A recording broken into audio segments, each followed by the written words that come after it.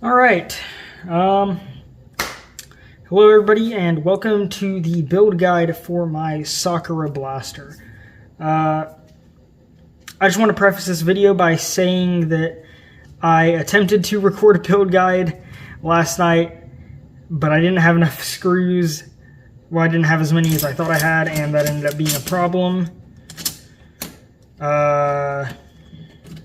And the entire video basically turned out to be a shit show, so I am reshooting today to hopefully get a better quality video out of it for you guys. That means that certain parts of this blaster are already assembled because there's some things that I can't get apart without destroying the part in turn.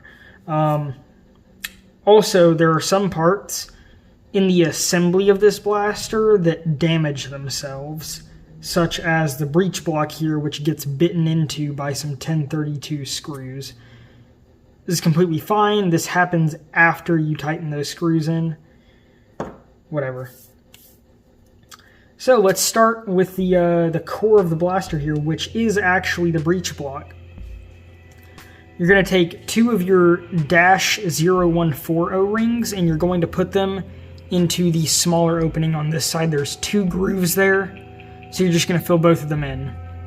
You're going to flip it around and you're going to put in two -016 O-rings. This side is going to be the seal for your pusher.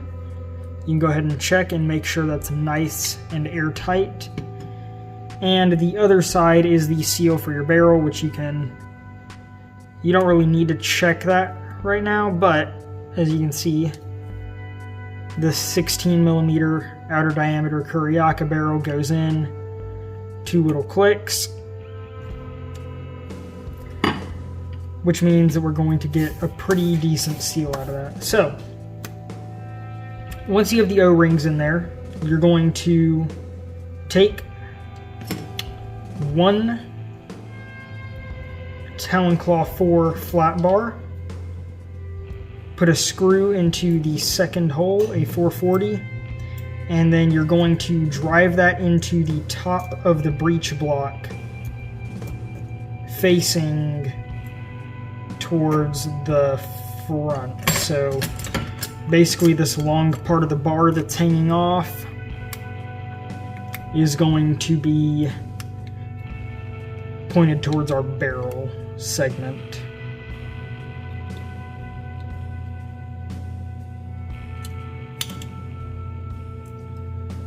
So once you get that all the way tightened down, you're going to grab some more Talon Claw 4 bars and start attaching them all the way around like this.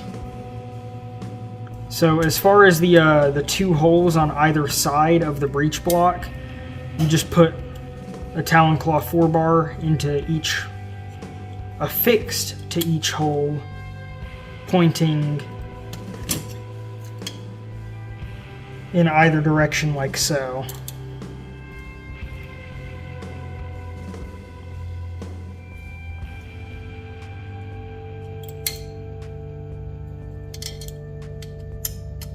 And you're going to want to get those nice and tight as you can get them.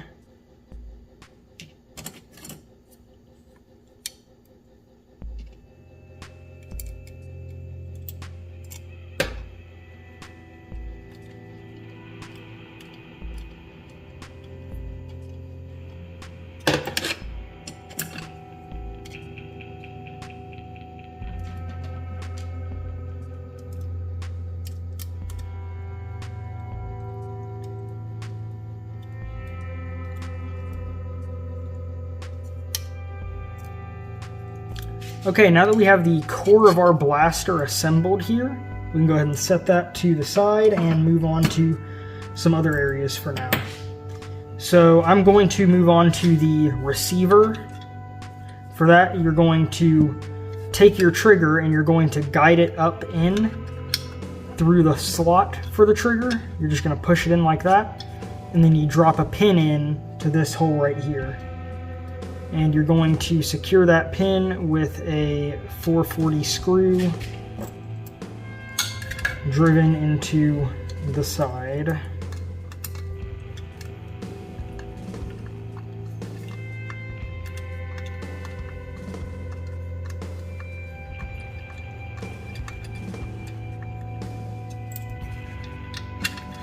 And now our trigger isn't going anywhere.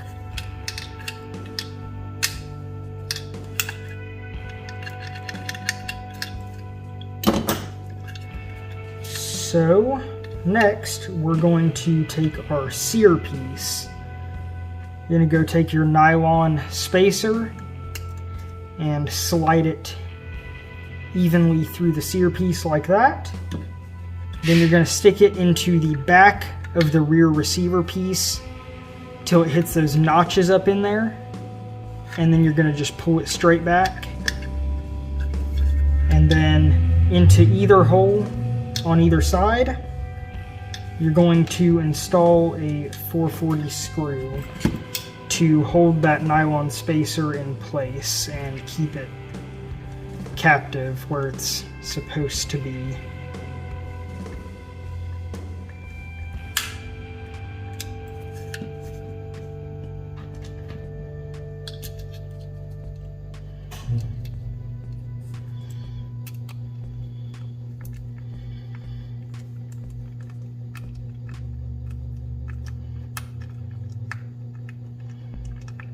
Just so you know, I cannot see whatever the camera is seeing, so if I try to show you something and you can't see it, please don't get mad. But now you can see our trigger is triggering. So to finish assembling the receiver, you're just going to dovetail your receiver back and receiver front pieces together, just like that. And you can go ahead and set them off to the side. Next, we're going to put together our magwell. So we're going to take our magwell lower piece and our magazine release, along with our shorter spring. Should be roughly 1/4 by 1/2 inch, but it's fine if it's a little bit smaller, it's fine if it's a little bit bigger. You do want a not particularly strong spring, but you don't want a super weak spring either, because this does have to pivot it off of a relatively low mechanical advantage. So it's better to give it all the advantage to ensure good catching. It's better to give it that advantage as much as you can. So you're going to put that spring in there, press this down, and then secure it with a 440 driven into either side of the magwell piece there. And now we have our working magwell. So now we can start sliding stuff onto the core of the blaster just a little bit. So I'm going to take my magwell upper piece and I am going to slide it on with the flat side, the print bed side, facing towards the rear of the blaster. I'm going to slide that on, and then I am just going to press the breech block into it very firmly, very, very firmly. You have to make sure it seats all the way back. You'll know it's seated when those screw holes line up on either side.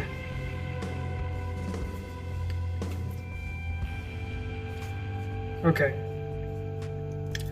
So then after that, we can take our receiver piece and slide it on like that. Now we're going to assemble our pusher.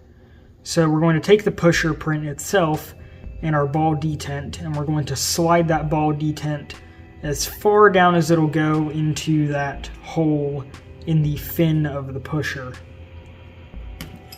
Then we're going to take some more priming bars and secure it onto either side of that pusher with one 440 screw. You're just going to want to repeat this for both sides. And make sure you get those screws nice and snug down there.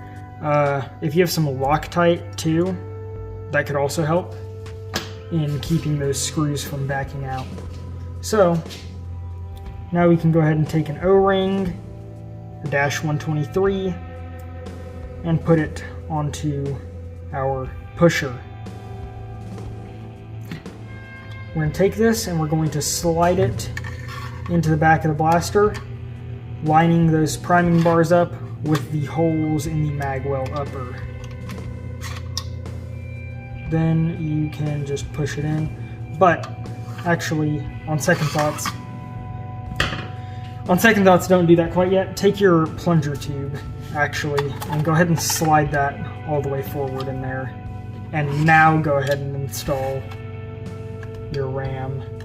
This is just going to make a near future process a little bit easier with assembling the rear half of the blaster, because you're going to need to squish this O-ring a little bit to get it to seat in there.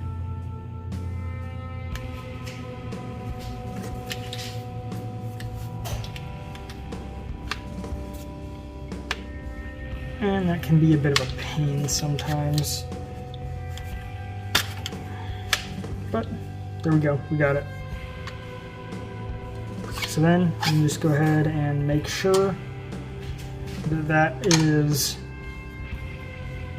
nice and squished all the way around, which it is.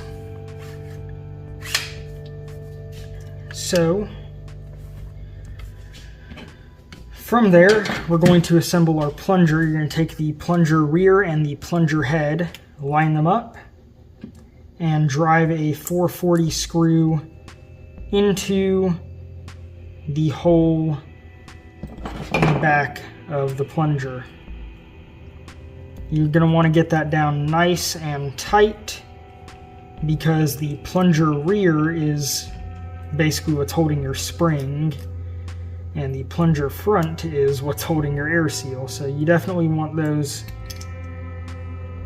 to not be coming apart anytime soon. So now we can take another 123 O-ring, throw it on the plunger, and then smack that bad boy into the back of the blaster. And we can just push that in a little bit for now. So now we're going to take our, I believe this is the rear spacer piece, and we are going to slide that onto these two bars here at the back of the blaster. Then you're going to want to guide your plunger tube into that rear spacer print, and that's basically what holds that whole plunger assembly of the blaster together.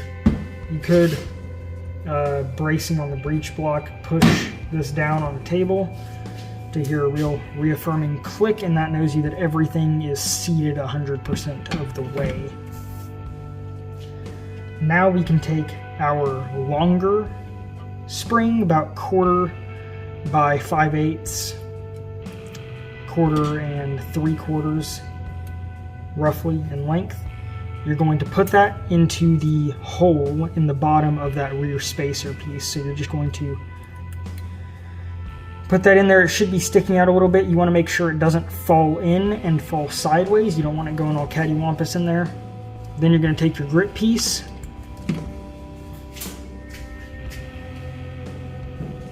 assuming that your spring didn't just fall out because you're trying to angle this for the camera, which, you know, you probably won't have a camera you're angling it for.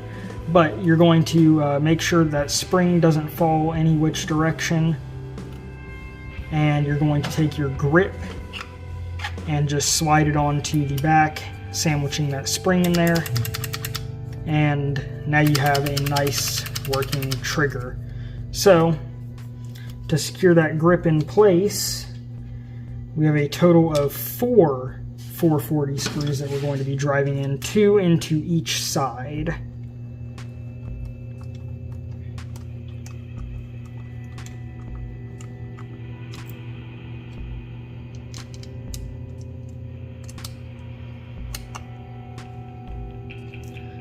This is going to take me a minute, so while I'm here, I want to apologize for any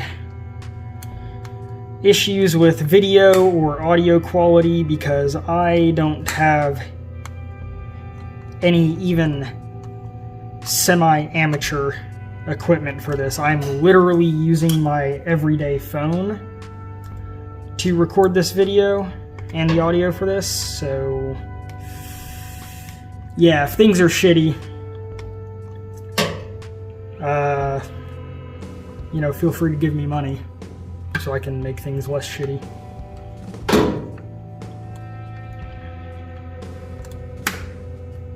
You know, I've been trying to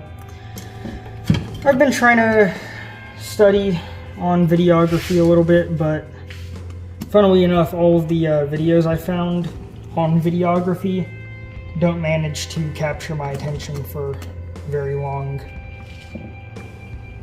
which I just think that's a little bit funny, because they're supposed to be teaching you how to capture someone's attention and keep it, but they can't seem to do that for me.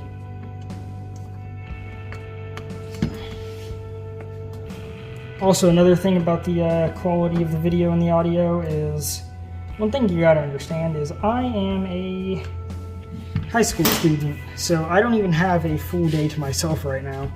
I'm actually on between my Votech and work right now. But now we have that whole assembly together. Make sure your trigger is working nice and reliably. Just like that. Should be nice and snappy. Because, I mean, you really barely have to pull that trigger. Like, you pull the trigger about that much and it fires. So the rest of that travel is just for feels, basically. So now we're going to assemble our stock. So you're going to grab this piece, I don't remember what it's called. Then you're going to grab your stock and your butt plate. So you're going to slide the stock onto this piece here. Now you might have to trim these cat ears here. Just take a knife and file them down a little bit if it doesn't slide in. It should be a very snug friction fit, just like that. Now we're going to take a 440 into both sides of the stock, just like this.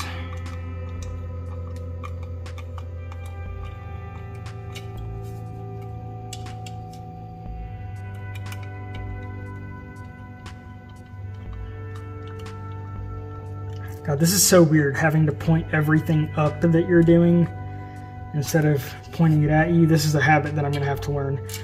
Then we're going to drop a 440 into the back top of the stock, and that's going to drop through and screw straight into this back cap piece. I think the rear cap is what I called it. I don't remember. Now this is where you can decide basically what power level you ultimately want this thing to operate at, because without any reinforcement, even though the stock is printed in a vertical position, which should make it inherently weaker, even without any bracing, this can handle a K25 with the full 4 spacers and hit about 230 to 240 feet per second with that. But if you wanted to go heavier with something like K26 and some spacers, I would recommend dropping a nut in through there and a nut into the back and putting a threaded rod through it. It's going to be, I think it's about 5 3/4. I don't know. I'm going to do a different video on that once my K26 gets here. I'm going to do more testing with that, and that's when I'll show, I guess, a secondary guide of how to install that, because I don't plan on doing it for this build.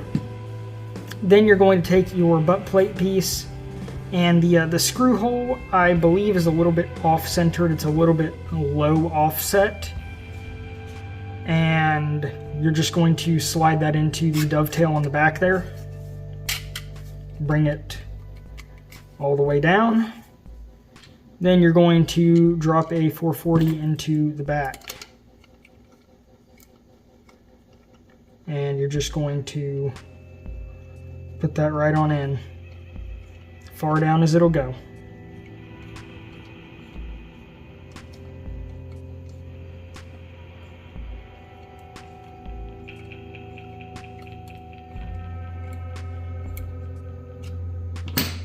So now that's our stock assembled. You can then put your spring in with the desired amount of spacers or no spacers. This puts about an inch of pre-compression on the K25 naturally. About an inch-ish, maybe a little bit less. I'm going to go ahead and throw 2 spacers in for now, just as a sort of median amount. And here, I'll put it in until it starts to compress. So you can see this has about that much pre-compression with 2 spacers. So you're going to just want to, grabbing it by the magwell top here, you're just going to press it back towards yourself. Oh wait, hang on. I knew something was missing while I was doing that.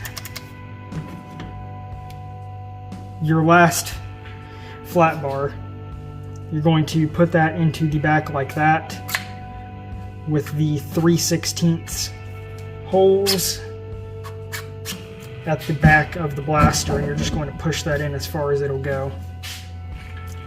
Now you can slide the whole thing together. I'm gonna say I knew I was missing something. I just didn't quite put my finger on it till just then. So then you're going to lock that in place with a 3/16 pin through the side.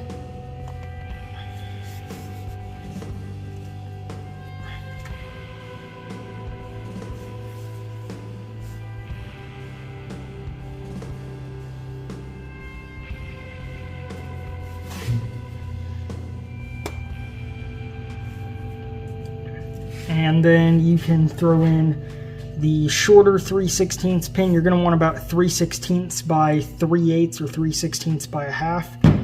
And you're just going to throw that into the top right up here.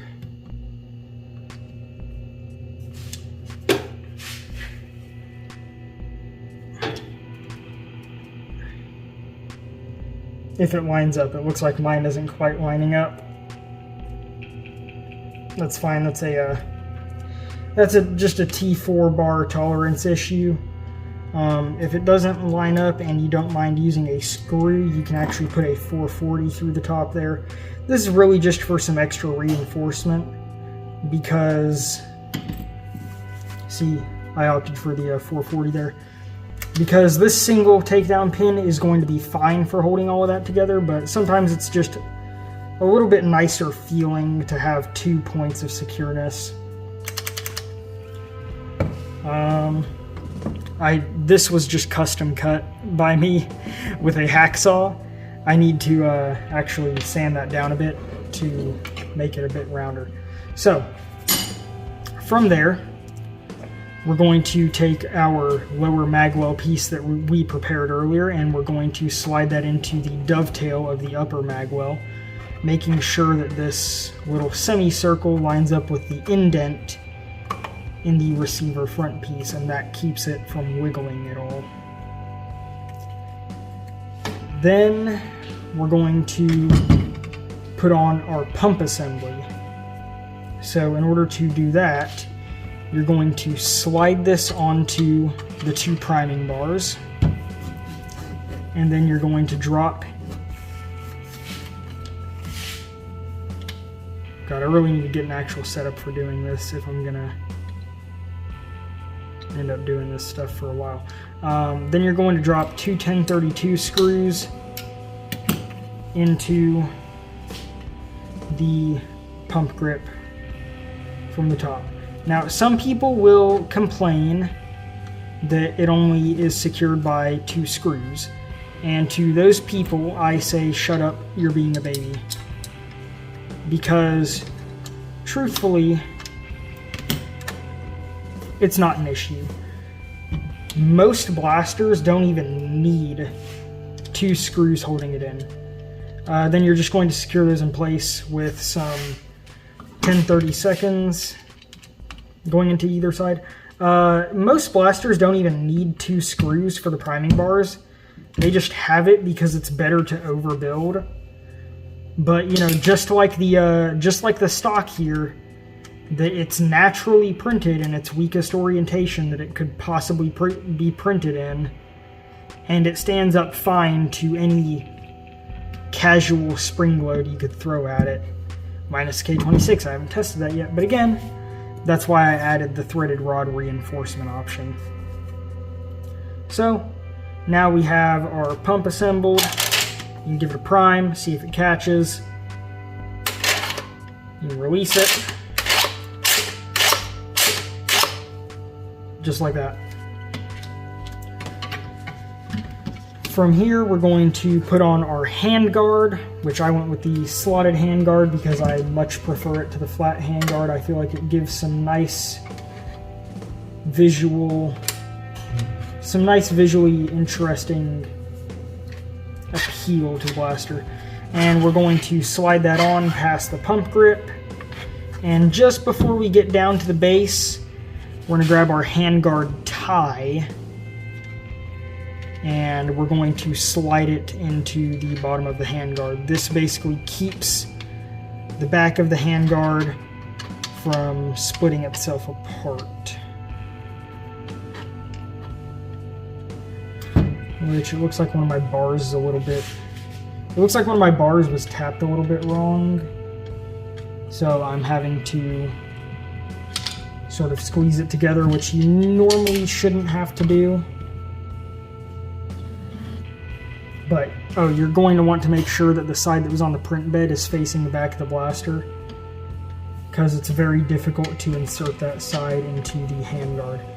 So once you have that in, you can slide it all the way back flush, and then you're just going to press it down. It's going to be a somewhat tight press fit over the breech block piece, but it will fit.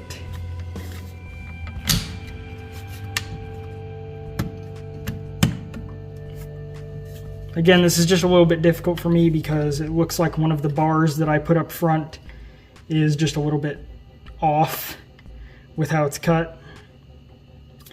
But that's entirely fine. So then we're going to take our, I think this is the front cap piece, is what I named it. I don't exactly remember. But we're going to take that, and we're going to slide one 1032 nut into the top up here behind this really thin plastic sheet. You want to be very careful with this part because this piece of plastic is like literally, this is one wall of plastic right here that it prints straight across like that. So it isn't a strong orientation, it's just not very much plastic, so you want to be careful with it. Then we're going to go and slide that onto the front here. It's going to go real nicely like that. Now we're going to take our two bar covers, the one with the two holes in it here. You're going to want those two holes closer to the rear of the blaster. So they're slightly off from the middle. You want them closer to the rear. So you're going to slide that over the bar. It's got some little guides. And you're just going to want to take that all the way back. Same with the bar cover front, except, you know, there's only one orientation and it'll go on. Slide it all the way back, and it should mate flushly with your front cap. So now we're going to take a 1032 screw in through the top, just like so, and you're going to screw it all the way down.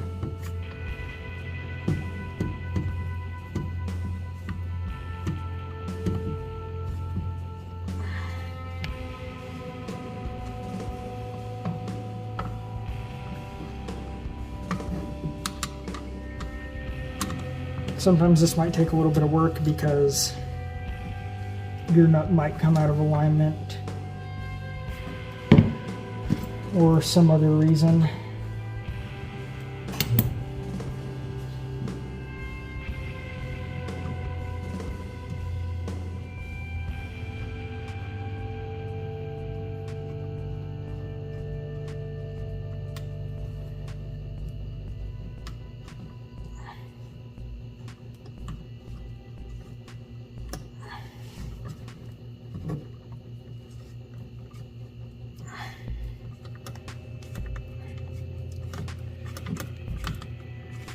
there we go. Finally got it to engage the nut, it looks like. So yeah, you're just going to tighten that down till you can't tighten it anymore.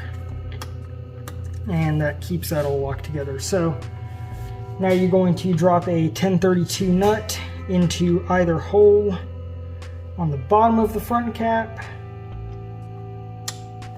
And you're going to want to push those down as far as they will go. Then you're going to use a 1032 screw on both sides to secure those bars in there. And just help to sandwich everything together. That.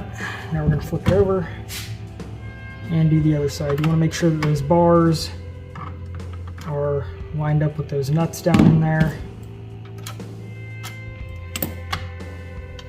And I feel like with the amount of times that I've said nuts in these videos, you know, these nuts, those nuts, whatever, I feel like I should throw a giggity somewhere in for Coop.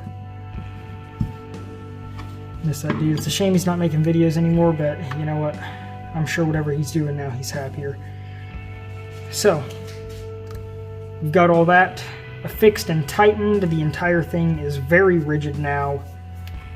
But depending on what else you printed, we're not done yet. Because this is the base blaster at the point that it is functional. But depending on whether you opt for a bar to go along the top, whether it be partially railed or full railed, trigger guard, knuckle guard, trigger guard, whatever. On my gray and neon build, I did just a trigger guard with a partial rail. So for this one, I'm doing the knuckle guard with a full rail, just for some variety. So to install the trigger guard and knuckle guard respectively, for the trigger guard, you just slide it into place just like that. Just like you saw there, you put the back part into the front of the grip and then you just pop it into place there. And then you can either use one screw for each side of the trigger guard, or you can use two, driven in from both sides of the blaster. And you're just going to want to drive those screws in there until they are flush. So you can do that for the front of the trigger guard and the back. And really one screw will hold these in there just fine. The only reason that I did one on either side per hole is literally just in the sake of symmetry, because it looks a little bit prettier. So I'm going to flip that around and put one more into either side.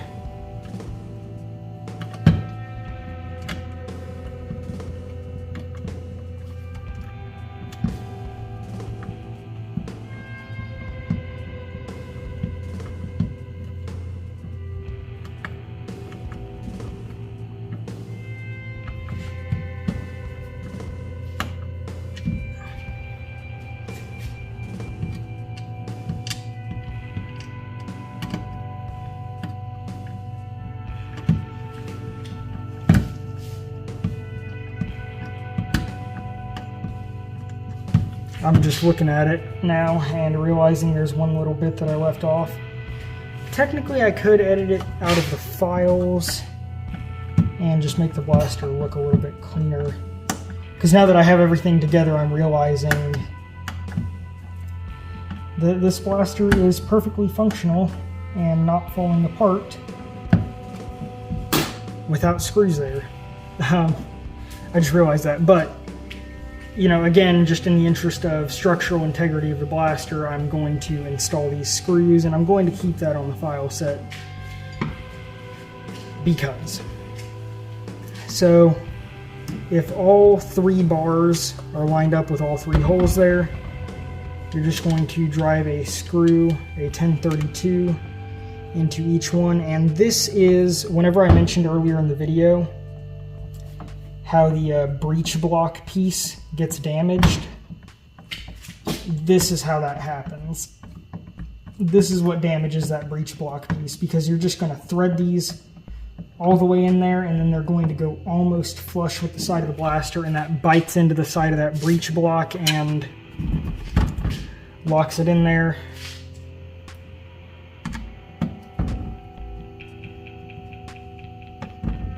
And it's all in the interest of structural integrity, which I know sounds silly given the print orientation of the stock, but trust me, I'd rather this thing not explode in my face. And if it explodes in anyone's face, I would rather it be me than somebody who bought the blaster expecting it not to. Which is why I tested the stock with a K25 and the maximum amount of pre-compression that I could give it. Like an insane asylum patient. Like I'm absolutely mental. Because I kind of wanted it to blow up in my face. That way I could have been like, okay, I know what I need to change here. Anyways, I'm rambling now. So to finish installing the knuckle guard option for the trigger guard, you're just going to take one more 440 screw, drop it into the bottom of the knuckle guard, and that's going to thread into the bottom of the front of the grip. That's going to lock that in. Don't she look pretty? I think she's pretty. Look at that. I just primed that. 2 spacers, K25, I primed it with 1 finger up here.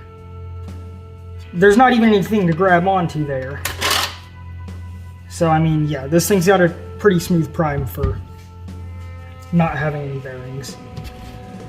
So to finish installing that top rail, each rail segment has a V or an arrow pointing on it, and those all point towards the front of the blaster. So we're going to start with the front rail section, and these rail pieces are all held on with a single 440 screw through each hole.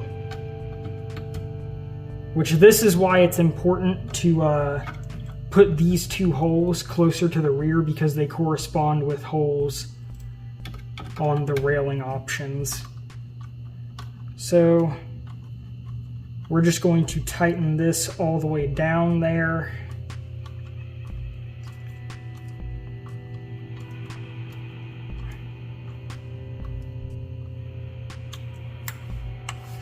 I'm going to do that at the front and the back of each rail segment.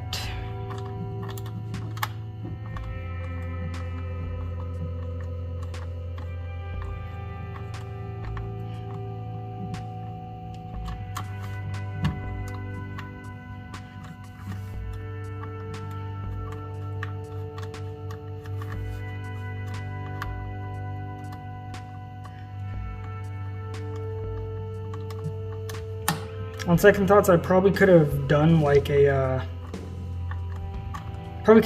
dovetail, ribbing off the entire top of the core blaster that these would have slid onto, but I wanted to keep this all smooth just in case somebody didn't want anything at all on top. If you notice that your print is bowing like that, you can just use a drop of glue right there on either side to hold it down. Which that's what I do with mine, because if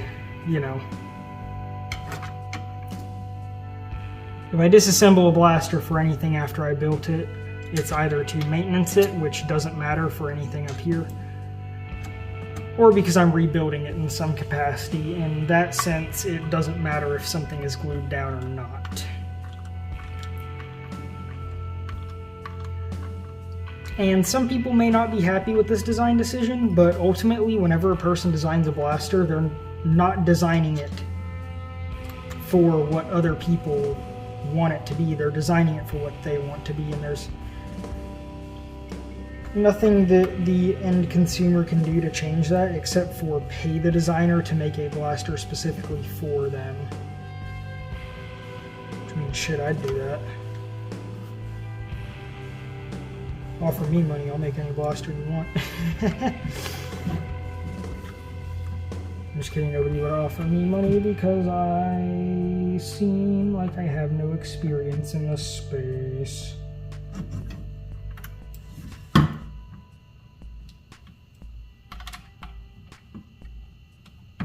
Oh man.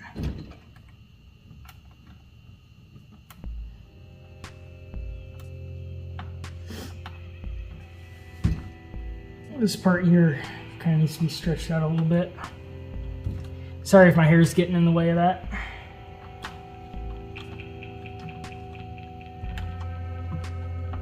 And I'm just tightening that down until it's flush.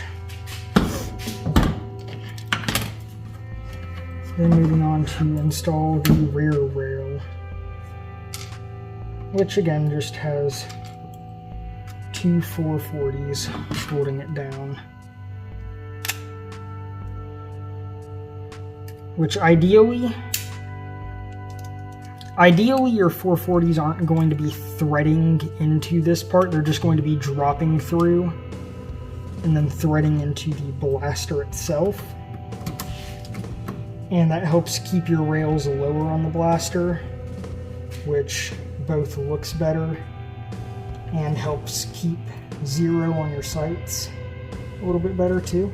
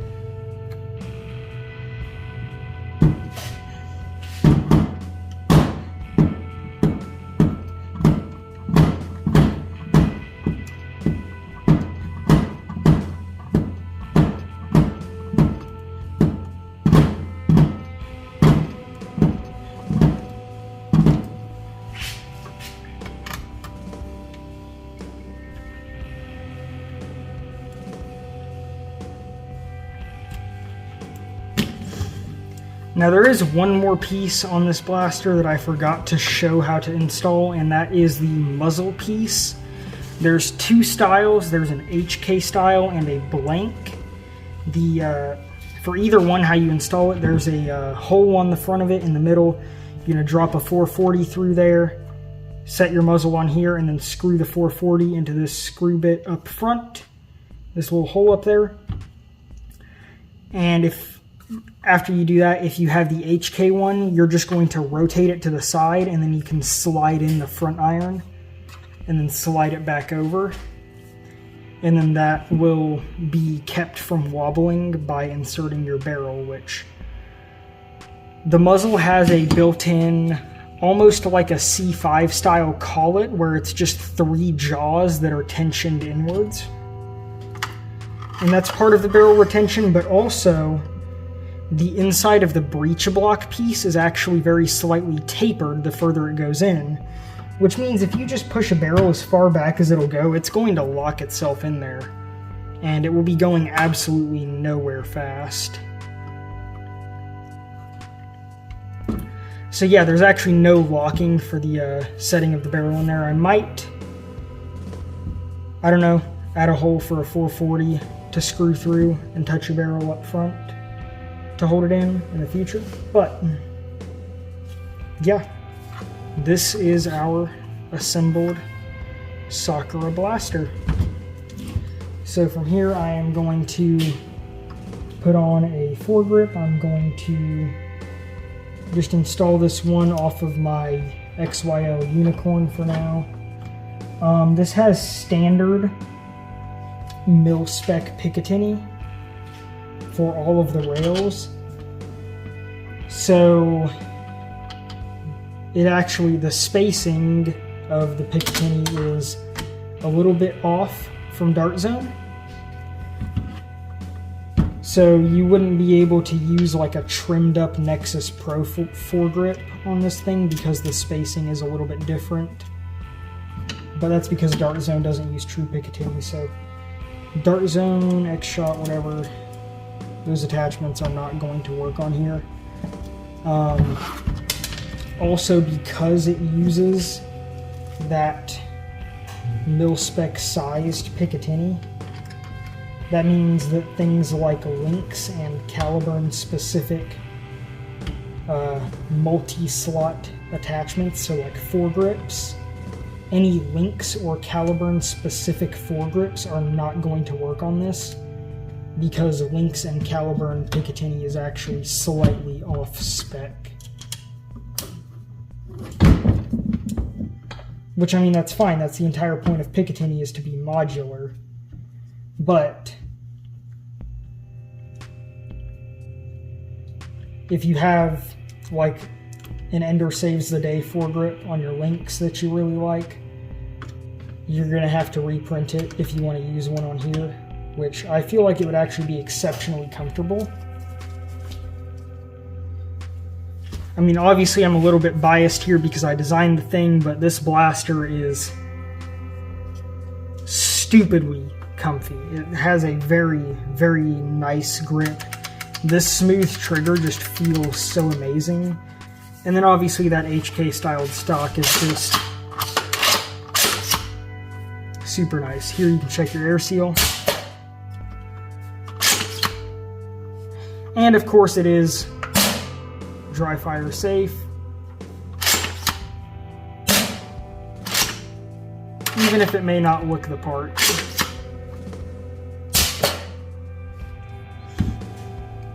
So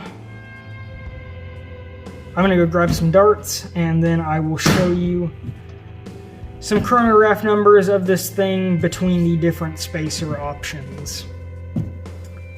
So magic.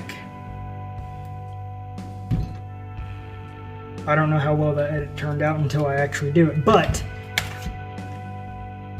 we can now check to make sure that our Nightingale magazines lock in there, which they do.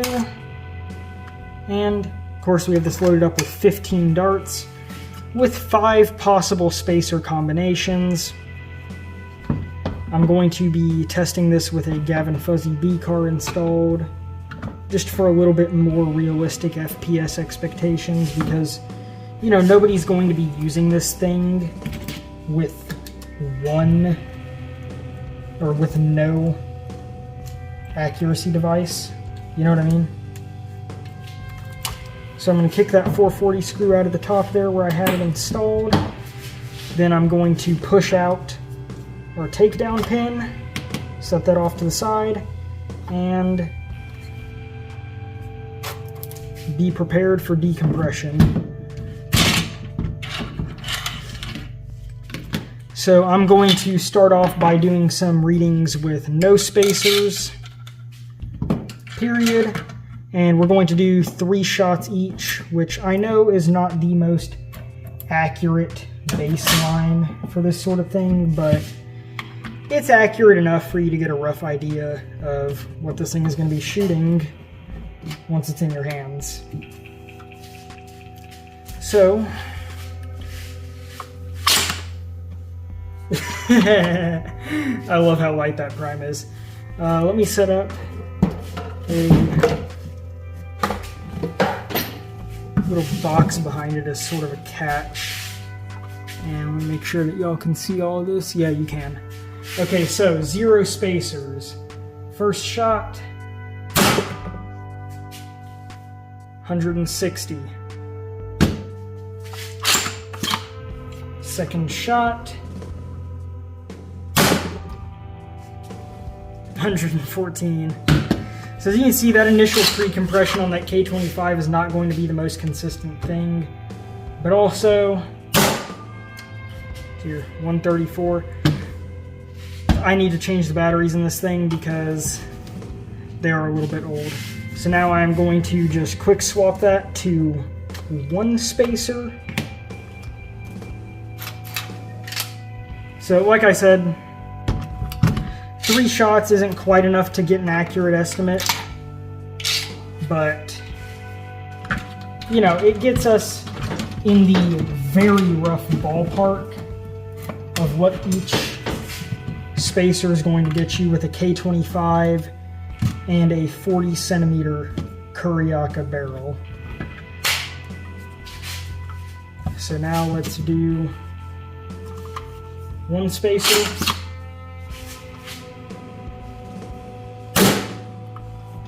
That looks like 162.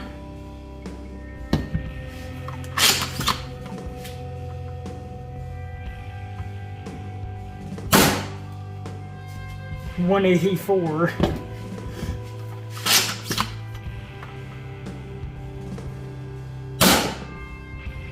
$250. Yeah, like I said, I need to change the batteries in this thing because I don't believe $250 on that for a second, considering there's no dent in the back of that box there. At lower FPS, you're going to notice this thing being a bit more inconsistent than it should be anyways. This thing is really built for higher feet per second than lower. So now we're throwing in 2 spacers. Just reinstall that takedown pin.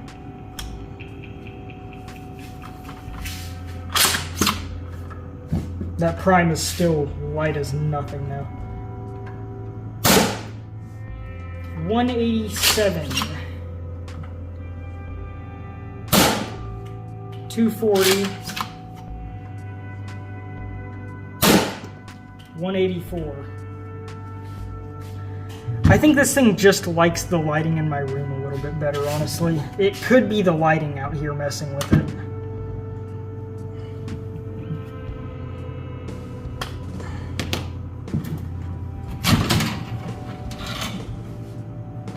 But I mean, that about 185 is where 2 spacers should be getting you on this setup. Which, I mean, of course, every blaster is going to perform differently. But, you know, as a general standard, 2 spacers is going to average you about 185 to 190 feet per second. So now I've got 3. This should be averaging just above 200 to 220. So that one was 210.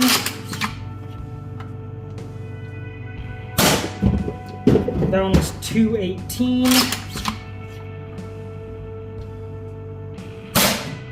And that one was 222. So like I said, the higher you go, the more consistency you're going to see out of it. That's just the way she be. She's a little bit temperamental. She get a little bit upsetty at those lower velocities. So now with 4 spacers installed, you can see how much pre-compression that is. That's almost up to here. And it is actually somewhat difficult to get back together at this compression level because you have like 3 to 4 inches of pre-compression. It's actually only, see here. Yeah, you have 4 inches that you're trying to compress between the blaster and the stock. I find it helpful to grab it at the front, then brace the stock against your body, and then just very slowly guide it home. Then press it against yourself, install your takedown pin. Now we're rocking at 4 spacers with a K25, and we should be getting up towards 240 to 250-ish.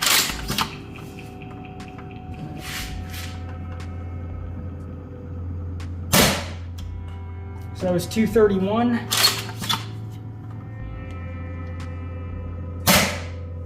It was 223.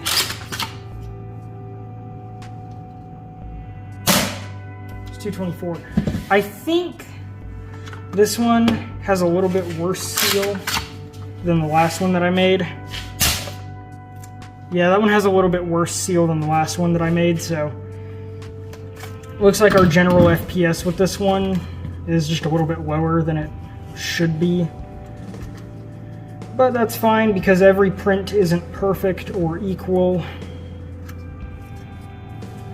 Because I didn't change any of the internal files like the plunger or the pusher or anything. I didn't change any of that since I posted it to printables, and this is taken directly off of printables, as was my last one. It's the same file set.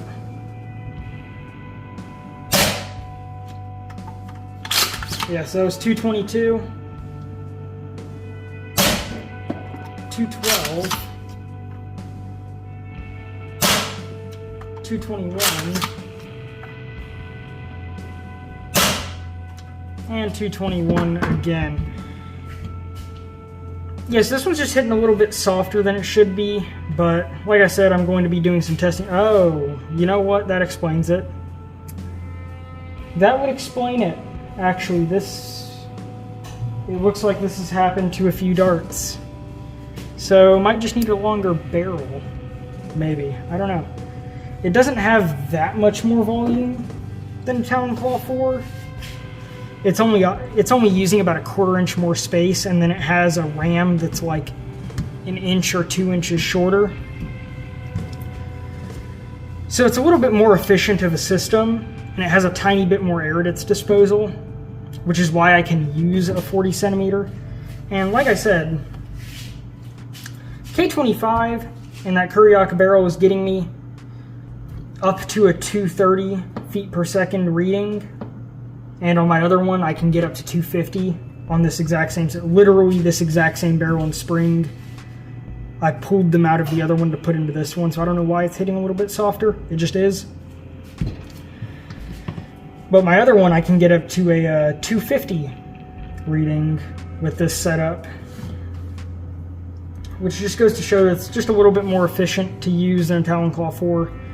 And I think that the prime is a little bit smoother than my old Talon Claw 4, which was set up to hit about 180 on a K25. So you're using the same amount of effort, but you're getting a higher return.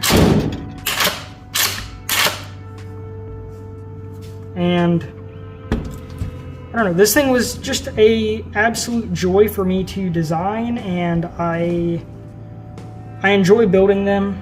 I intend on selling them on my Etsy shop that I'm going to be opening up in about a week here. Obviously at better print quality than this. This was printed pretty fast just to get a video out there for the assembly, but I had a ton of fun making this, and I hope that the community does some awesome things with it. I really want to see somebody do a bearing assisted prime. That way I can loosen up some geometry around here and just have a stupid smooth prime. I don't know, I might have to send the step files over to Chance and see if that's possible, since I guess he likes doing linear rail stuff.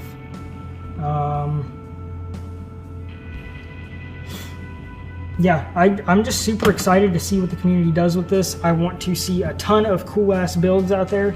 And you know, even these parts, these two little multicolored prints here, that was all in one go. One go. So I mean, even to get little accents like that, you don't even need an AMS. Which, you know, for people with even like an Ender classic printer, that opens up some really cool color opportunities. And, you know, I just want to see people do some really awesome stuff with this. And I hope that everybody enjoys it as much as I do. But that just about wraps up the video of the build guide and some slight testing of the Sakura. So, you know, yeah, hope you enjoy it, and I'll see you guys in the next video. The next video is either going to be, it's probably going to be my more extensive testing of my platform here, and then video after that should be the Twist Fury minimization guide for the toothpick, because I still need to print out the parts for that. But yeah, that's Sakura. Hope you enjoy it.